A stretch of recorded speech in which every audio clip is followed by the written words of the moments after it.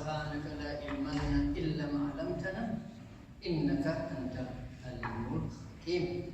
اللهم صل صلاة محسنة وسلم سلاما محسنا على سيد المحسنين وإمام المخجلين محمد رسول الله صلى الله عليه وعلى آله وصحبه وسلم.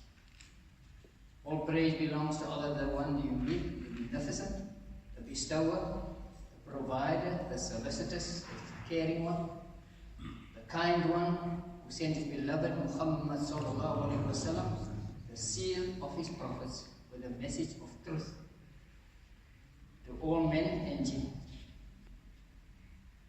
It's a very important subject, very important subject. I work in this field as a medical doctor for the last 50 years, and I've seen it all.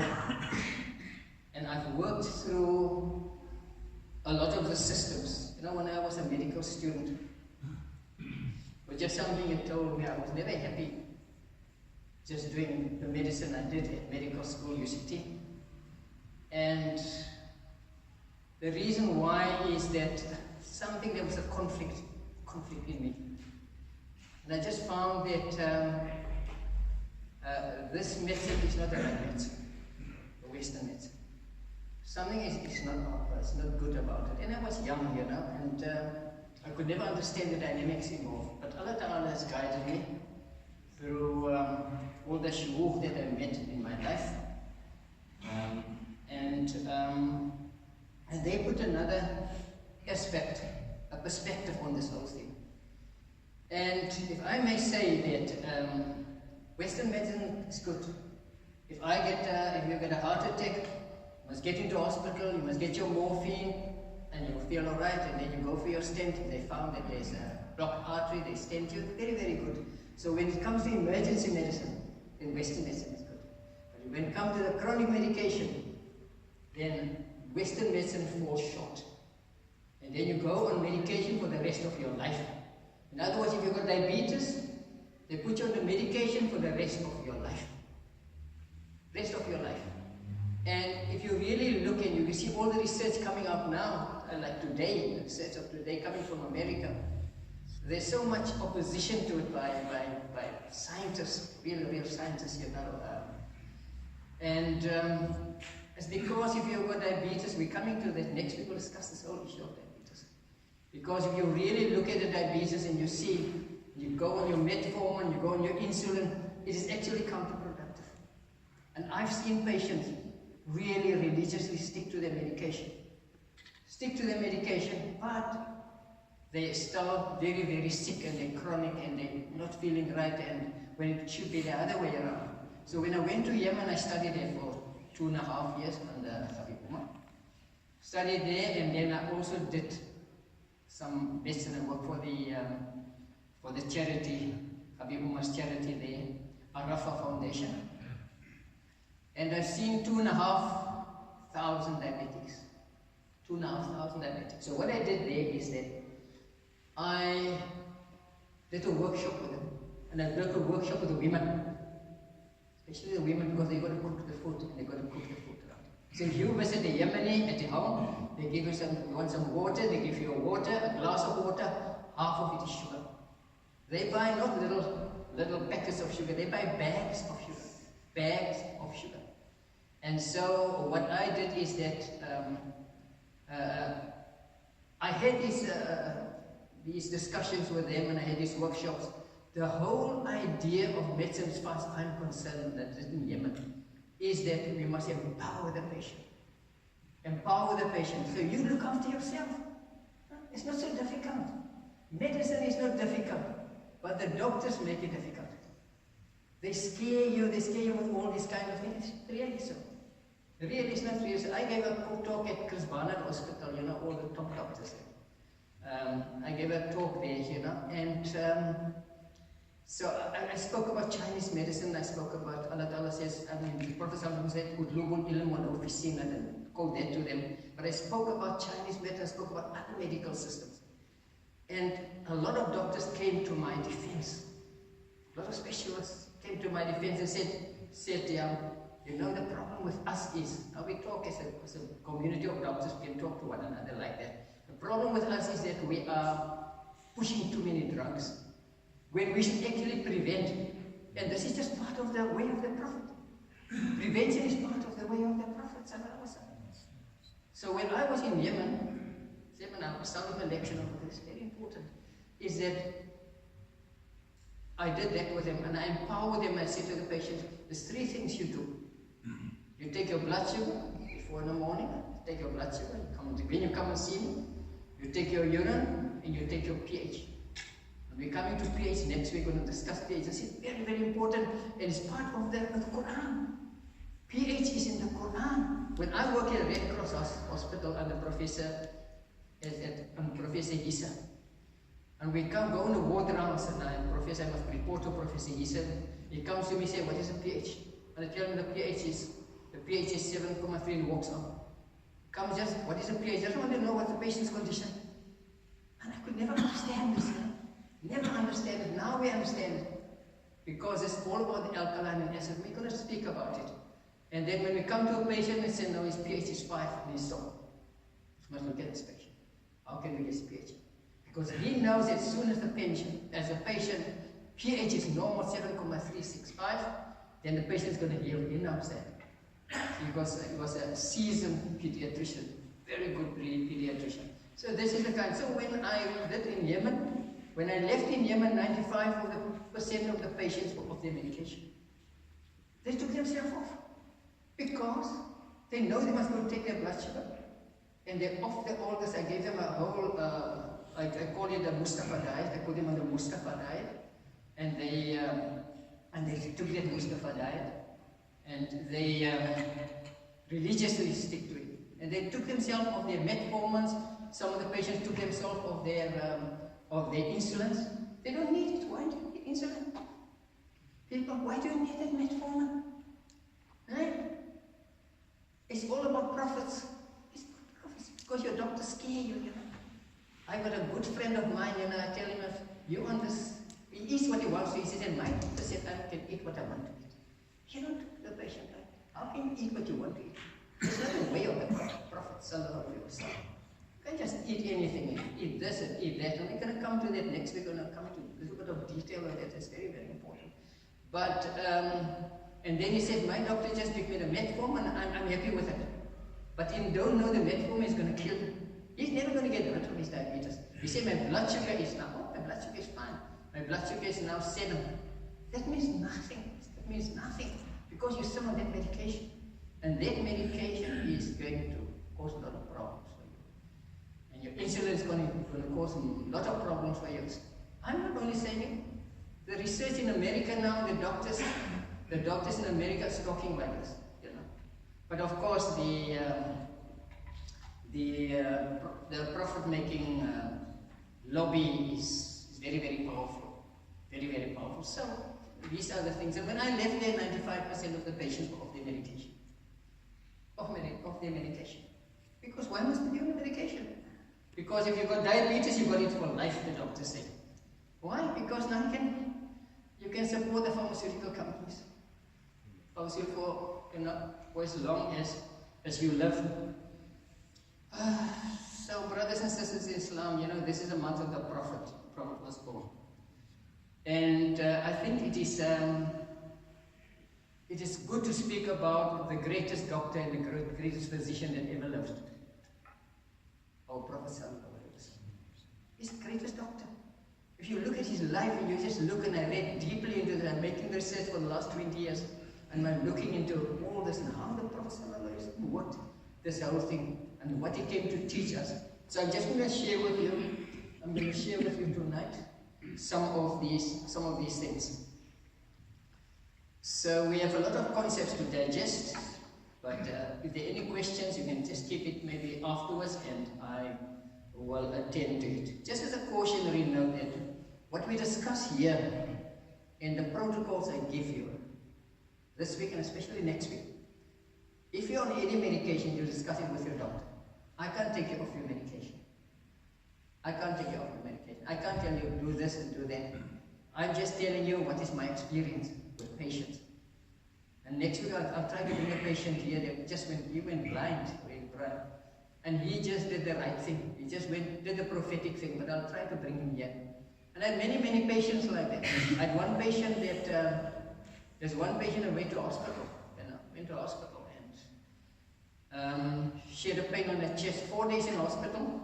It cost her 50,000 rand for 4 days in hospital, in a ICU. Then the doctor told her, cardiologist told her, his fees is not even included there, that there's nothing wrong with your heart. This is some Etiver and go home. So they virtually carried her into my office, in my surgery. And I put her on the couch, said, where's the pain? She told me the pain is here. I took a needle, just one simple needle. I put it right through. I put the needle right down. And then after 20 minutes, I came back. I saw another patient. I came back. I took the needle out. She said, my pain is gone. The pain I had for a month is gone. The pain is gone. So what happened then? Because the chi, the Chinese talk about chi, talk about the energy is stuck in one of the meridian systems. Meridian systems are systems you can't see. Here we're working with Zahir and Batin. The Quran says in Surah Shams, and also speaking in another surah, 57, also speak about the Zahir and Batin, the what you can see and what you can't see. Allah speaks, it is all there for us to see. And then she said to me, well, the pain is gone, and but what we did is that we just opened up the channel. And then she dressed, I said to her, and then she walked in and her husband nearly fell off his chair. And his friend that brought in fell off her chair. She said, I'm fine. And she started to swing her hands, and she tried to bring the pain back, but the pain never came back. Never came back. And that is an important thing also. I had a Bangladesh also, one patient also. They went to hospital. They told him that there's nothing we can do with you. We did all scans and we can't find nothing, but I can definitely tell you that you must phone your mother and your father. You must come to South Africa because I don't think I think you are dying. So he comes into my surgery, he's crying. I just hear somebody crying coming in. His wife is with him, and I said, he's crying there. And I said, what's wrong anyway? I said to her, examine, I said, there's nothing wrong with you. There's something small wrong with you, but you're not going to die. Don't bother to phone your mother. Don't phone your mother. I know what is wrong with you. We feel the pulse. In Chinese medicine, we feel the pulse. If we are doctors here, we don't just feel it for its rate. It's 72. I said at Chris Barnett Hospital, speaking to the cardiologist there, the heart specialist, I said to them, you people, I'm also a medical doctor. He said, we in the medical fraternity, we only feel 3 things. But in Chinese medicine, we feel 29 things. We move the pulse forward. We move the pulse that way. We move the pulse this way. We move the pulse in the superficially. Then we move it a little bit in the middle. Then we move it down. We do all kinds of things. Every pulse tells you. I feel the pulse that says, no, something's wrong with your left. I can see, no, something is wrong with your kidney, and I think it's in your left kidney. It is so easy. So easy because the pulse, Allah has created 102 microsystems in the body. Microsystems in the body. The microsystems in the body this is a one system, but the microsystem, small little systems in the body. Yes, the whole system of the body is here. We know from reflexology. We put the reflexologists will work on the foot, underside of the foot, and they will heal. They will tell you, something is wrong with your stomach. Yes, of course, something is wrong with your stomach. Forget to tell you. As you can feel that the system, because it represents the whole, the ear also. The French doctors do acupuncture on the ear. We leave the needles in small little needles, time is we leave it in, and then and that helps the patient. We need it in. The patient can go and bath, everything, because now we put it exactly in. The ear is represented. Very, very interesting. Very, very interesting. All these things Allah has made it easy for us. He's opened us. He's opened things for us. And that's the reason I went to China. I wasn't happy with Utlubul Ilm Walau Fi Sini.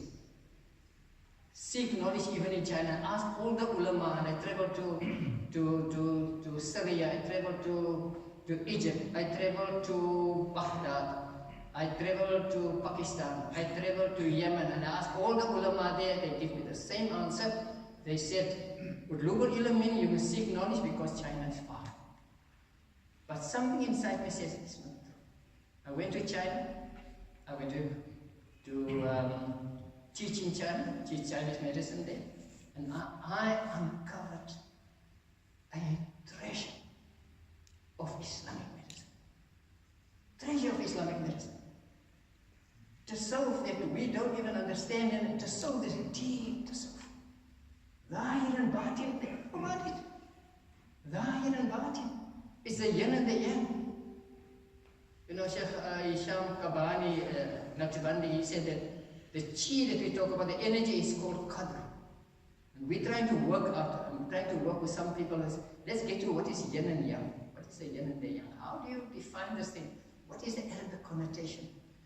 But anyway, so there's such a lot of things there, and I incorporated that in my... What I want to say is this, that if you take ablution, I went to a school and I gave a talk at one of the schools, and somebody gave a talk a year before, and then they waited for me because they wanted to ask this question. They said to me, when you take ablution, you just showed us now how to take ablution, but you know, you only wash your hands, and you only wash your feet, and you wash your ears, and you wash it, but you're not clean because you have never washed your chest. So a young girl asked me, say, you never wash your back? You've never washed your arms here and under your arms, you never washed that. And you know, it's just that Allah wanted it. Before I left, I see this thing. I open up that book, opens up exactly the place. And it says the microsystem, and I read quickly and I said, you know, they may just ask me about this. And it's just like that. They asked me, I said, no. You know, when you wash your hands, you're washing your microsystem. You wash this part, just this part of the body, you wash the whole body. If you wash this part of the body, you wash the whole body. If you wash this part of the body, you wash the whole body. The back, the front, the inside, you come to the ears, very careful in the ears. You wash the whole body again, inside and outside. You wash your lungs, you wash your heart, you wash your spleen, you wash your pancreas, you wash everything inside. Because they're all there. So when you wash there, and you go under the feet and you sit down, you just rub on there, you wash the whole body again, inside out. Your stomach, you wash. We know that. It is there. It is not a secret anymore. But the Western people don't accept it. I'm going a little bit off, but this is the important thing. It's very important. I had, you know, that when you go to the doctors, when I was a young doctor also, and then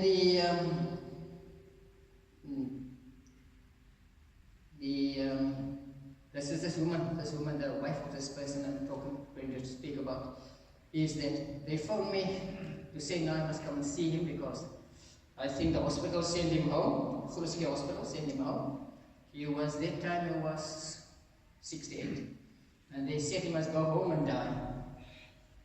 And I came there, I said, the doctor saw your Ghoesain casualty, and said, so he's lying with his mouth open.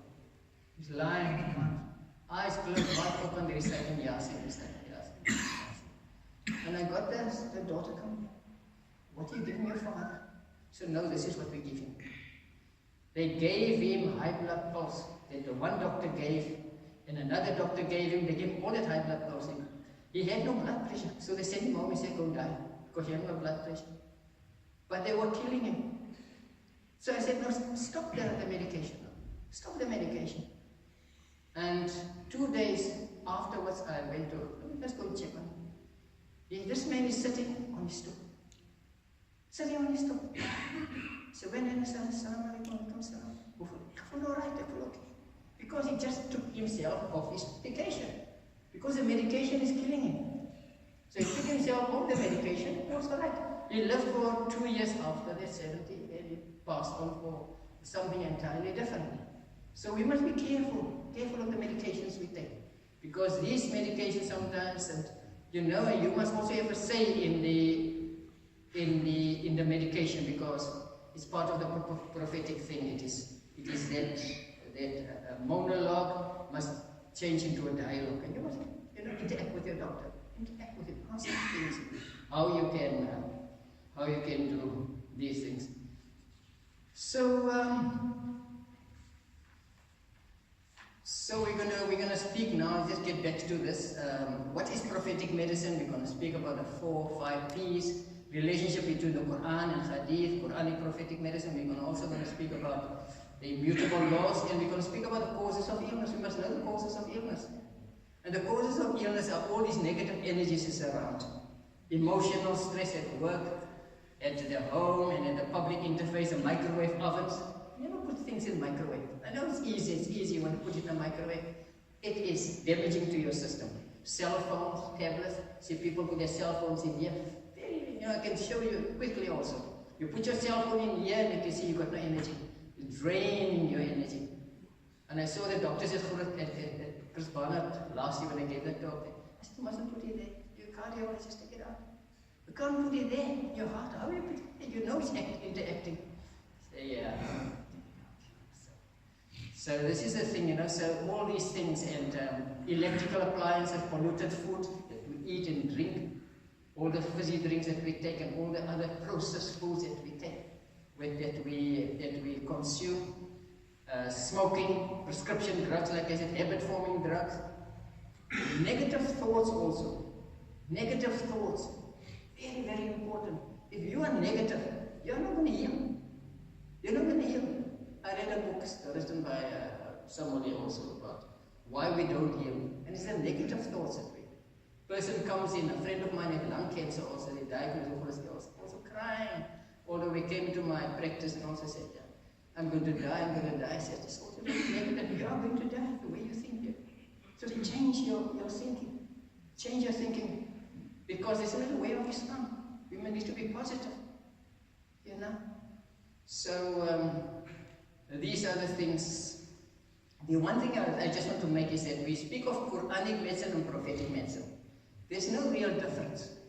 No real difference. And we're going to come to the nitty-gritty and we're going to prove that there is a consummation between Quranic and prophetic medicine. So what I will reference, I will use the Holy Quran and I'll use the Sunnah. Just got some references here. And also that you know, I was even talking about the Newtonian Cartesian thing. It's so important because the way we think and the way everything is structured. You go to Grootskie Hospital, you must see an ENT department.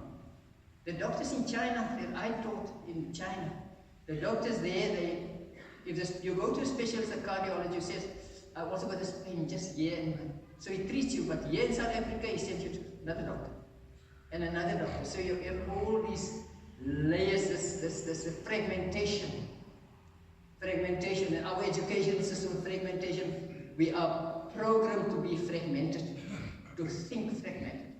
It's what Sheikh Siraj of the Zawiya always called, and this is reductionist.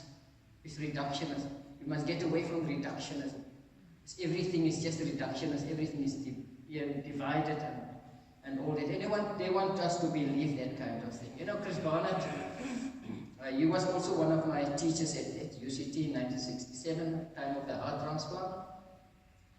And he said the heart is only a pump. The heart is a pump at the lower level, it's a pump. But at the higher level, I said to them at Chris Barnard the other day, I said to them, it is a seat of spirituality. So this is the Zahir and the Batin again. The outside and the inside, the esoteric and the exoteric. It's the inside and the outside.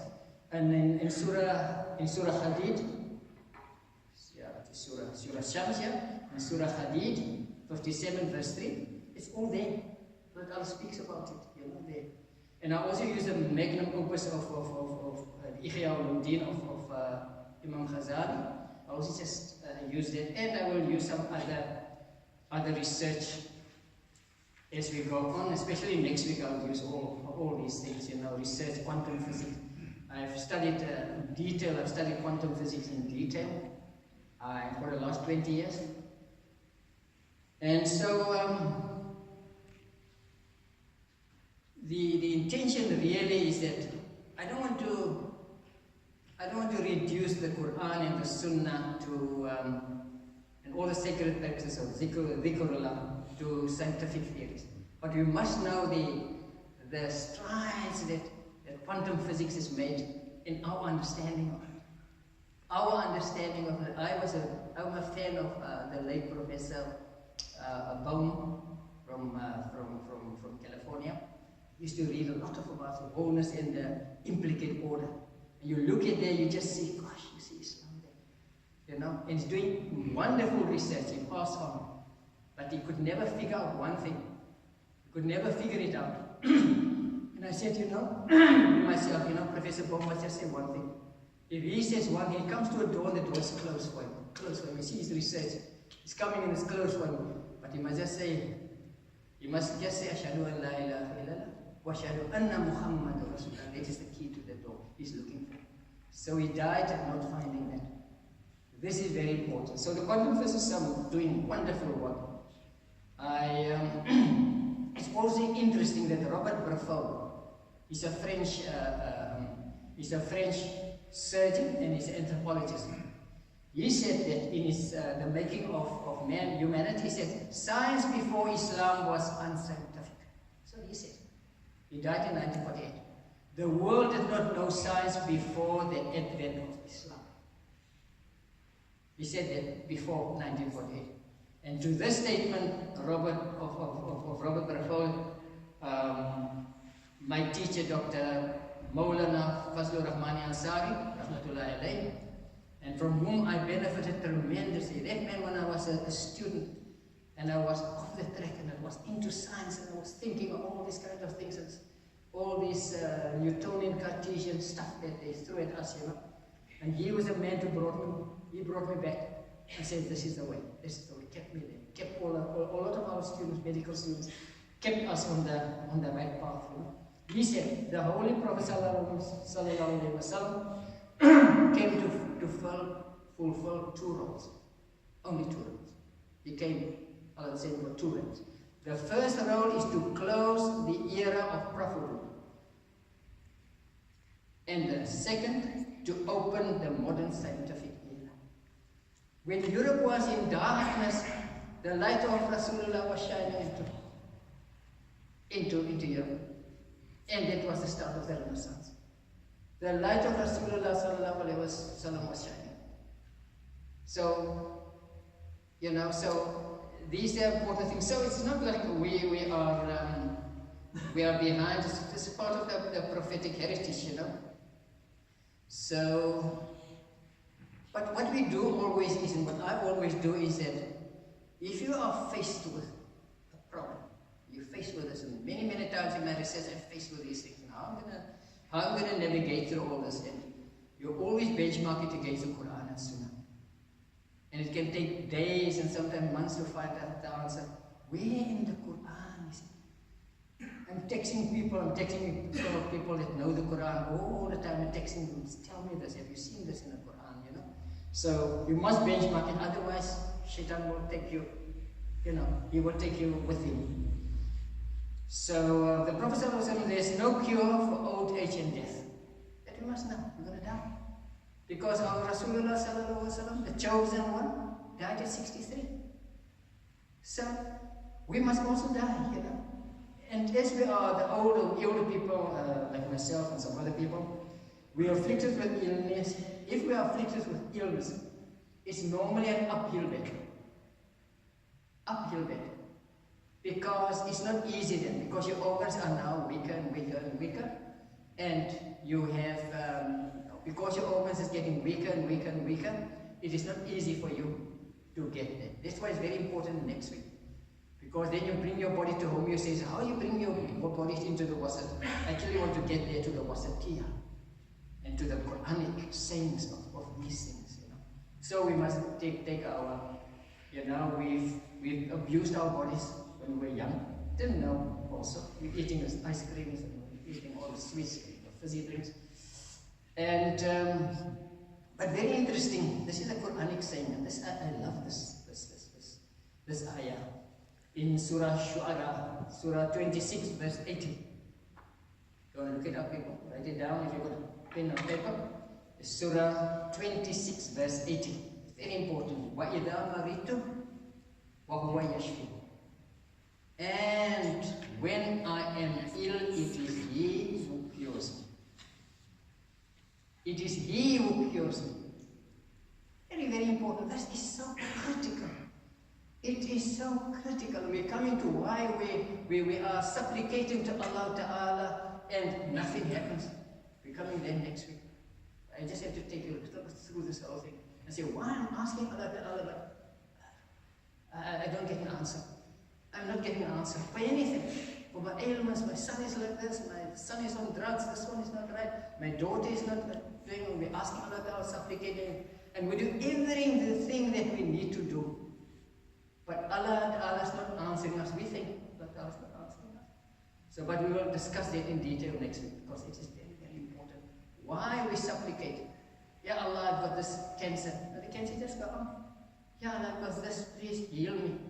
Because you said you're all merciful, most merciful, and you are most compassionate, most merciful. Why is not Allah? Allah is listening to you. Allah is listening to you. But we'll come to that because it's very, very interesting. So, what is prophetic medicine really? So, the other thing I want to be just on top of that, Allah Ta'ala says in Surah Zumar, verse 53, do not despair in the mercy of Allah. Like people come with cancer and they're crying, they're carrying on. There's despair in the mercy of Allah. You're not saying, Inna lillahi wa inna ilayhi raji'un. We're supposed to say that. Doctor diagnosed us with cancer. Fine. It's fine. Cancer, I know what to do. I know what to do. I've got cancer, okay, whatever. I know the protocols, so I know what to do now. These are the protocols, but I never lose faith and despair in the mercy of Allah Ta'ala. So what is prophetic medicine really? Let's get to that quickly. Those general and some specific narrations of the Prophet that relate to medical matters. Number 2. The actions of the Prophet ﷺ in respect of illnesses, the disease states that the Prophet treated. This is all a definition. People say it's prophetic medicine. How we ﷺ cared for the sick and indigent. Medical treatments that people often practice on the Prophet ﷺ, like cupping. Medical treatment practiced by the Prophet on himself and on other people is part of prophetic medicine. Just give you a definition. And the medical treatment that the Prophet observed, that others practiced and to which he did not object, is also part of the prophetic medicine. Okay. Medical treatment that the Prophet heard or knew about and he did not prohibit it. It's also part of the prophetic medicine, also accepted. And the Quranic and prophetic medicine is really integrated. It's one thing. It's one thing. And it's only stand-alone medicine. Only stand-alone medicine. My contention is, this is my definition. It's redefining everything.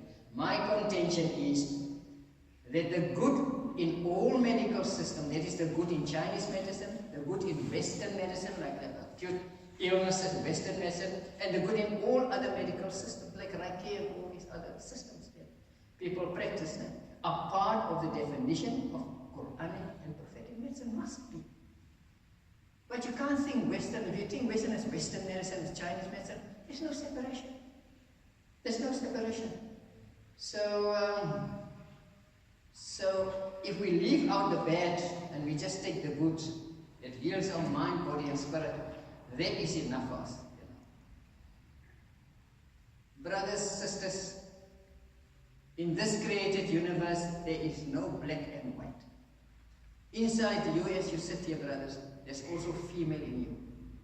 And the females that are here, there's also males in them. How can it be so? This is 100%, I'm 100% sure. Because if you go to the laboratory and you say, I want to measure my female hormones, my estrogen. It's a female hormone. They measure it, you've got estrogen. And the women go and they said, I want to measure my testosterone. That's why the women come in, a lot of them come in and they got this beard on them. They got a beard, they're shaving the beard, and they're growing all this beard because the testosterone level is just a little bit high. So there's also a male inside them, and there's also a female in us, So it is like that. And so this is part of the yin and the yang, which we will do at another stage because it's very interesting. Very interesting. And the concept of show, so in other words, there's no black and white, there's only shades of grey. Only shades of grey. Everything is a shade of grey. And let us just look now that when Allah Ta'ala says, وَإِذَا مَرِضْتُ وَهُوَ يَشْفِينِ, that the cure is in Allah Ta'ala's hands. So you get a situation. So you get a chest pain. You go into Grootske Hospital and you see the white coats and you put you on the stretcher there. The doctor comes in, says pain here, and he says, okay, now I think there's a lot of pain here, and he makes a diagnosis and says, it's a heart attack. So the first thing we do is we give them morphine. Give them injection of morphine. If you had that pain, brothers and sisters, severe pain, when you get that morphine, the pain just disappears. It's the most wonderful experience. You have that pain and it gives you that injection, that pain disappears. So you look at the doctor and you say, thank you, doctor. You must thank the doctor. But who saved you? Who was your savior? Allah Ta'ala. Allah Ta'ala was your savior. Allah Ta'ala saved you. He gave the doctor the hidayah, make the diagnosis and give him the morphine. Take him to theatre the next day, put in a standpoint. So it's Allah Ta'ala that guides. Because we only Khalifatullah, as doctors. We only vicegerents, we are the agents of Allah Ta'ala. Allah Ta'ala must work through us. Through the doctors, He must work through the builders, He must work through the civil engineers, and people that build the bridges.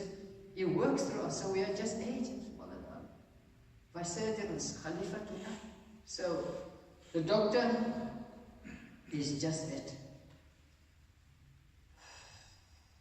So we seek refuge in Allah and in Allah Ta'ala rather than the doctor, In other words, when a doctor tells you something and then you go and just benchmark it against your sunnah.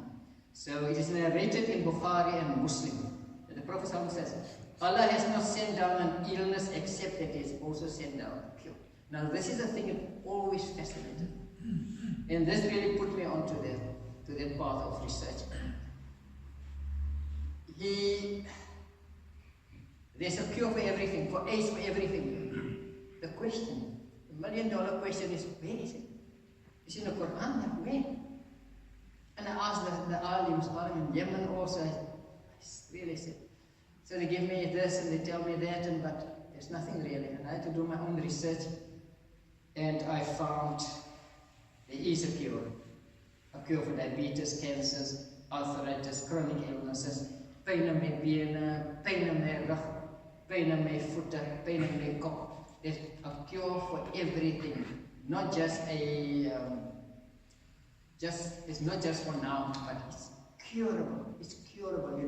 Once you go on these protocols, it cures, it providing you stay in the WhatsApp, providing you stay and you believe in the Quran. I had an alim in Yemen, and he had a severe illness, and then Allah Ta'ala helped him, used me to help him. And then when he came out of this thing, alhamdulillah, everything is okay. He said to me, how long must I stay on this Mustafa diet? I said to him that the day you feel that you don't want to believe in the healing of the Prophet, and you don't want to believe in the healing of the Quran, then you stop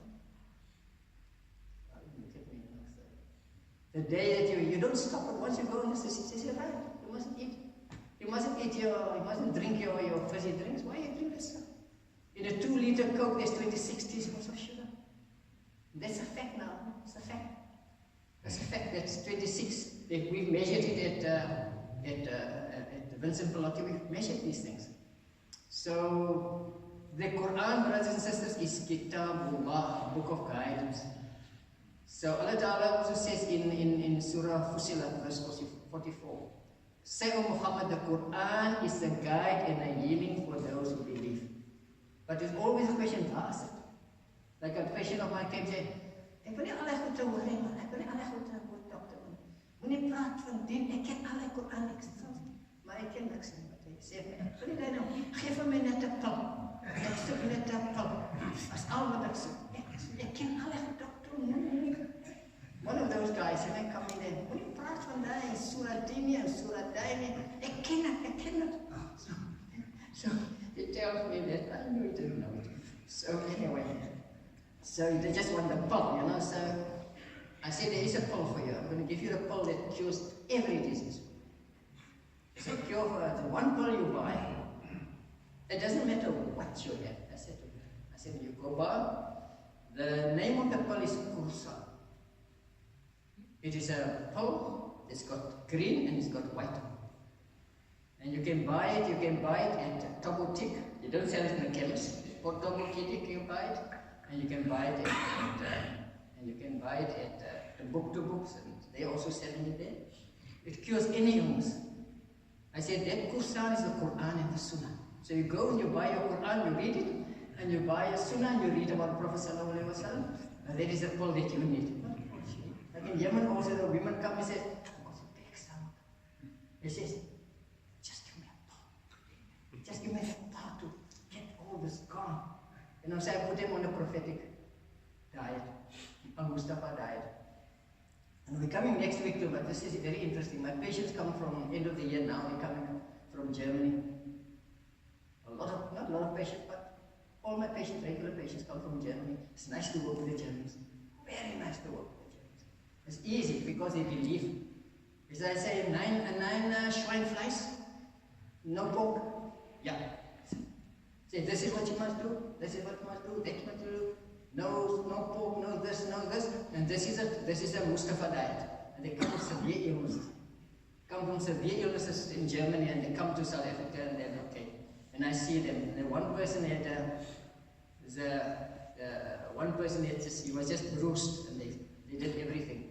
And I put him on the Mustafa diet. 3 weeks time that blueness was gone.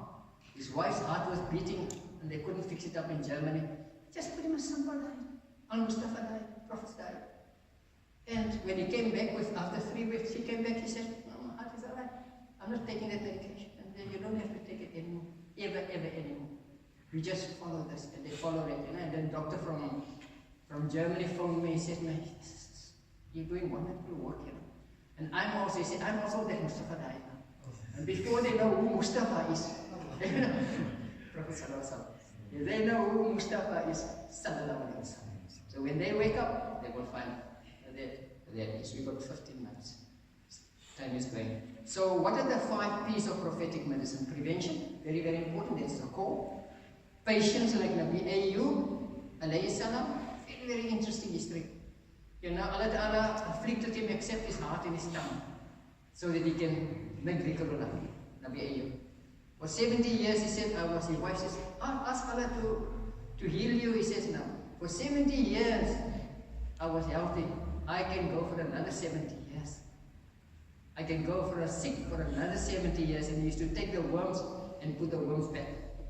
And it's like just a stick of these people, you know. So that is patience and perseverance like Nabi Ayyub, and preservation and participation, we spoke about that. There's also, let's just see the relationship between the Quran and the Hadith.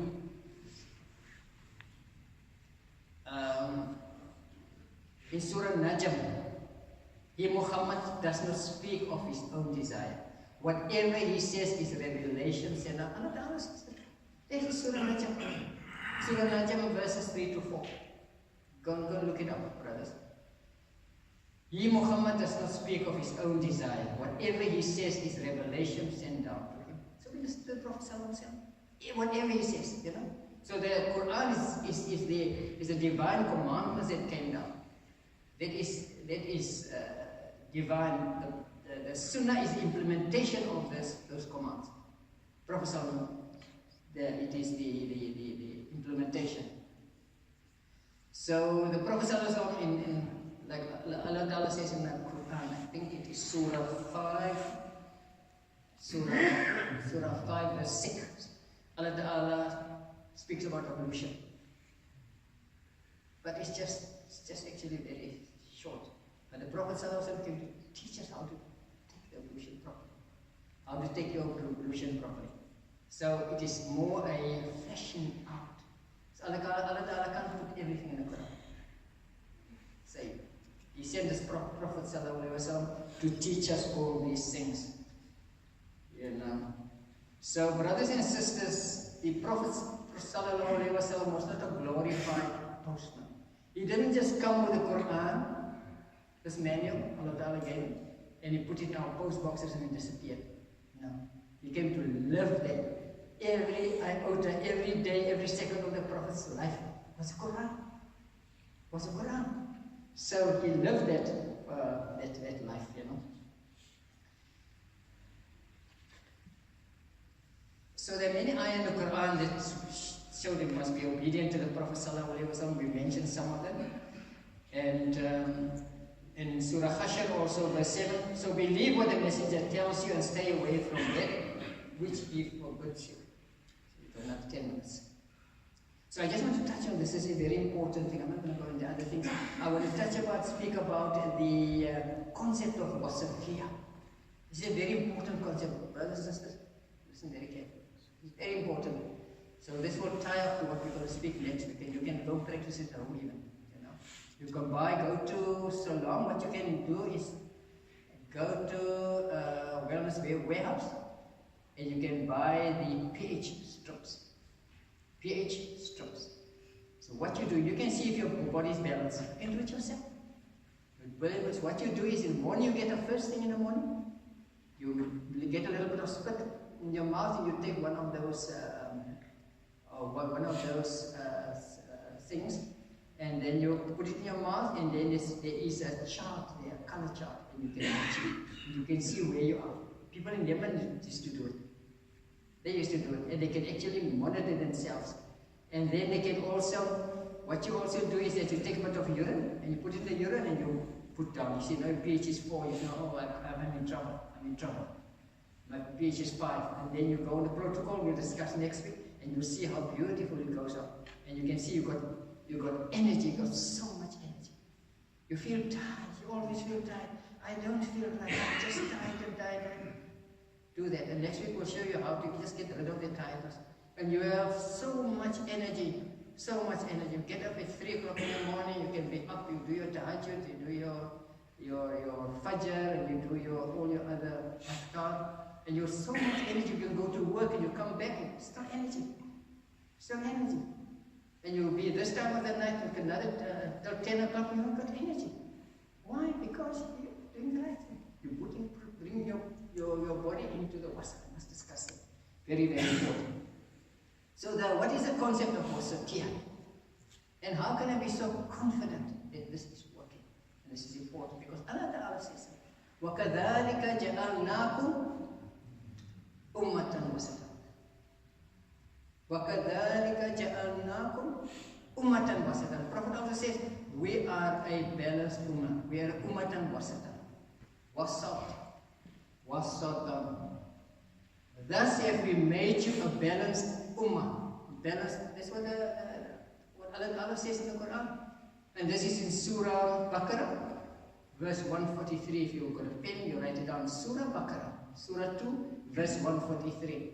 Very, very interesting. Very, very interesting. This is what we call the golden mean. And the non-Muslim people are practicing it already. They're doing all these things. Brothers and sisters. And they're healthy people. We are not doing it. We're eating like there's no tomorrow. And we eat the wrong stuff also. We eat all the oily stuff. But they are doing all these things. They're in the wasat. They're trying to live in the wasat. You know, when I tell them, no, it's in the Quran. It's in the Quran. Yes, is it in the Quran? And we're doing all the time. Look at me. I feel good. Whatever. So, interesting. How many verses are there in Surah Baqarah? 286. 286. Where is this verse? وَكَذَلِكَ جَعَلْنَاكُمْ أُمَّةً وَسَطًا. Where is the verse? 143 in the middle. Just in case you didn't understand the ayah, Allah Ta'ala has put it in the book for us. Just in case. So this mercy, the mercy of Allah Ta'ala, you know. So even in Surah Al-Rahman also, which is a surah I love really, Allah Ta'ala speaks about bayan, also speak about balance. It's just about balance. And you know next week coming to this thing about talking about how you bring your body in with dhikrullah. How you make dhikrullah and how it brings your body in. Even the adhan you make. That's why in my house I make adhan about 20 times a day. I stand facing the Qibla. Now I really want to talk sometimes about the salah that you make, how powerful it is. How you come and I learned in China how you make proper salah. How you really make proper salah. And you stand in that Qibla and you connect with the energy of the Arsh. Connecting with the energy of the Arsh. But you practice it, you practice this, and they teach you Qigong. I used to do the Qigong in China also. They practice you to do that. And when you touch the person, if you've done Qigong, you touch the person, it's almost like he's falling to the ground. So if you practice it properly, you lift your hands up. I'm just digressing now, but it's interesting. If you lift your hands up and you've done that, it's almost like you're going back, the energy hits you. And then you take all the energy coming from the Arsh, Allahu Akbar, and you put it on the Dantiyan. This is this, one of the centers here. There's seven centers, it's all proof now. 7 centers in the body. The one below the navel, above the navel, over the heart. The women put it over their hearts. Put there, and it's Allahu Akbar, the women put it there. Connecting, taking all that energy, putting it there. Distributing through. And we will talk about how we go down in the ruku, and what is in the ruku, and we come up again, and we catch that energy, and we go down, and speak about grounding and all that kind of thing. We'll speak about that at another stage. But this wasatiyah is very important, you know. In ancient China also, you don't pay a doctor when you go see the doctor. Now what is it? When you are healthy in ancient China, then you pay the doctor. When you get sick, you stop paying. Other way around. When you're healthy, you pay the doctor. But when you're sick, you tell the doctor, you don't keep me healthy. You don't look after me properly, so I'm not going to pay. So, you know, there is think about it. Look at the hikmah. Chinese added hikmah. I can tell you about the Chinese, I can tell you about, I don't know about these Chinese now that you see coming to South Africa now. Think about those people. I'm talking about the Chinese that are really into it. The Chinese, they really focus. They focus on the salah, deep into self-understanding. And talking about the I Ching, I read the I Ching also, the Chinese I Ching. And all that, you see all this tasawwuf in there, all that kind of things. But we'll talk at another lecture. So, brothers and sisters, I just want to do this hadith quickly. The Prophet ﷺ in the hadith is, Ma mana adami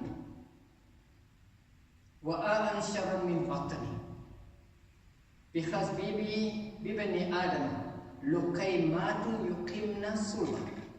Wa in kana la buddha fa'ilan fasthuluthu lit'amihi wa thuluthu li sharabihi wa thuluthu li nafsi. So there are 3 aspects to this hadith. Most of in Yemen they only talk about the 1/3, thuluth, the 1/3, but there's 3 aspects to this.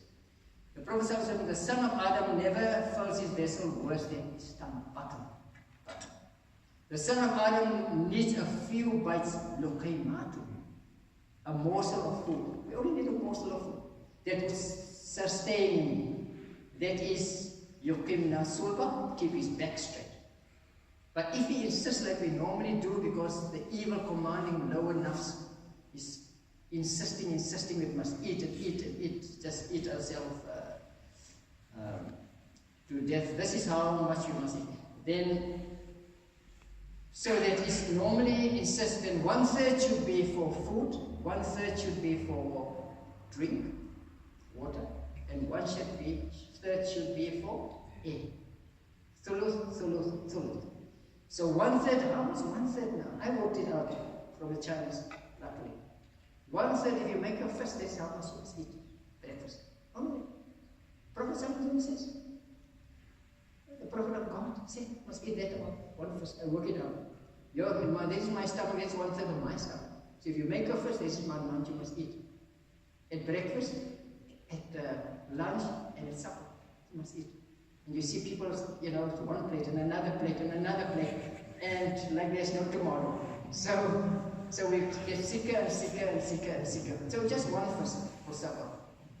And this is a divine law, So let us make food our medicine, and not medicine our food. You see how the people come from Full Scale Hospital, this packets, this plastic packets full. So they're living on that. Now I say, you make food your medicine. You make food your medicine, and let us not make medicine our food. Interesting. When I was at university, I was doing medicine, my 5 years, 6 years. Interesting. We did 13,000 hours of lecture. 13,000 hours of lectures, okay? And ward rounds and all that with the professors. But the same thing is that the lecture on nutrition, what to eat, is half an hour. Out of that 13 hours, the rest of the time is spent on teaching us how to push drugs. We were taught. I said to Chris Barner, I said, this is sad, I said to them at that, Chris Barner, I said to the specialist, I said, it's sad, that this is what they teach the students, how to push all these drugs. And a lot of Zionists are sitting there, they are the people that pushing us, teaching us all these things, and pushing how we must push drugs. So I said, it's sad, that we must still have this kind of thing, but they don't care. So this 1/3 law is a divine and scientific law, and it's immutable. You can't change it. We change it to our detriment, and because we change it, what's going to happen to us? Allah Ta'ala is going to recycle us. He's going to take it. It's like a elastic. You pull that elastic, and there come a time it's going to break, and that is the time that it goes down. And once you go down, you get to that particular point. I'll try to speak in another lecture because it's so important about the now, how to get your body into the now. Is when you get to this end and you go down, you can never come back. You can't come back. You can do what you like yourself. You can go in a little bit, you're going to feel right, but you are just going to go down and down and down, and Allah Ta'ala will take you away and recycle you. And yeah. So what are the illness and benefits? Just 2 minutes. So what are the benefits of illness? What are these benefits of illnesses? There are illnesses, benefits also in illnesses. First thing is a test for us. Test for our patient. So Allah Ta'ala testing you all the time. In the Quran, many ayat Allah Ta'ala speak about Him testing you. Testing your belief, our iman. So the illness is really a catalyst. A catalyst is setting things in motion for us. Purifying our nafs. Purifying tazkiyah to nafs, cleansing of the heart, tasfiyah to qalb, disciplining our will, tarbiyah to irada, all these things. Our will.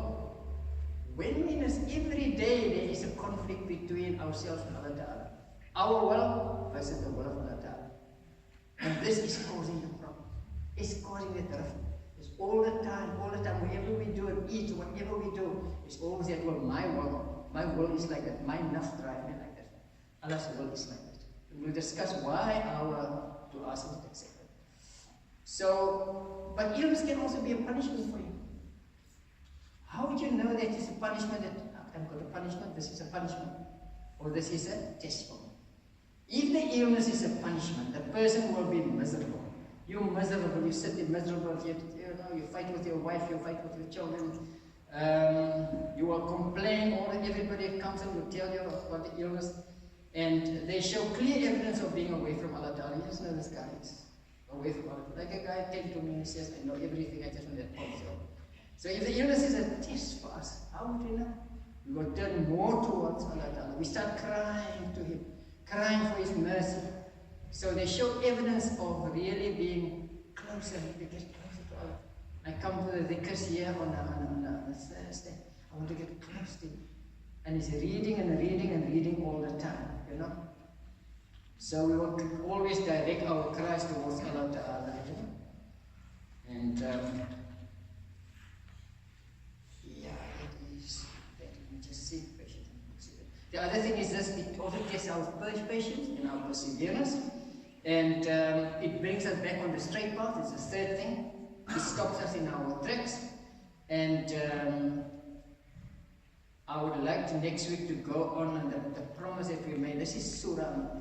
I'm going to start to talk about Surah Al-Araf 7, verse 172. I'll speak next week. Start speaking about it, inshallah. And then I will just leave it here, just to make a dua. We ask Allah Ta'ala, Bismillahirrahmanirrahim.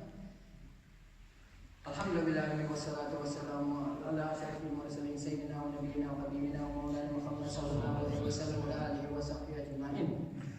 Ya Allah, we ask you that you give us shifa and afiyah kamila.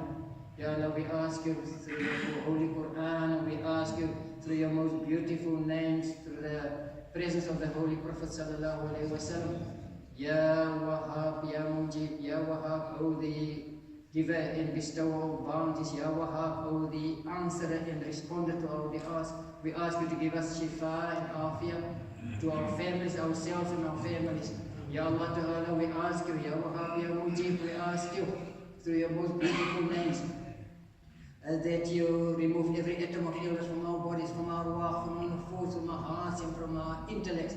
Balance all the organs and systems in our bodies and give us strength of body, mind, heart, and soul. Wa sallallahu ala sayyidina Muhammadin wa ala alihi wa sahbihi wa barik wa sallam.